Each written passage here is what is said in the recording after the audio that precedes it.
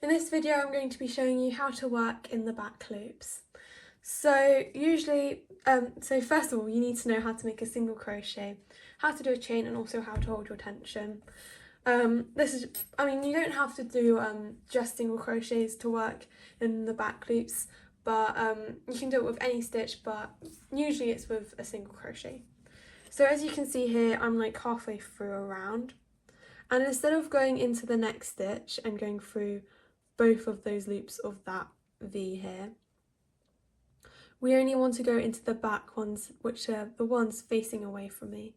So the front loops are the ones that are closest to my dominant hand, so in my case my right hand, and it's also like facing towards me, and the back loop is the one that's like facing away.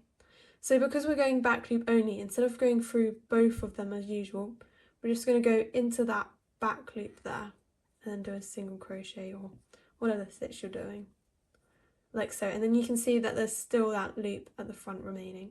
So we're going to go into the next stitch again, make a single crochet, and there you can still see that those loops at the front are still remaining. So that is how you do back loop only. Why not check out my book in the description below? It would be a perfect way to test these new crochet skills.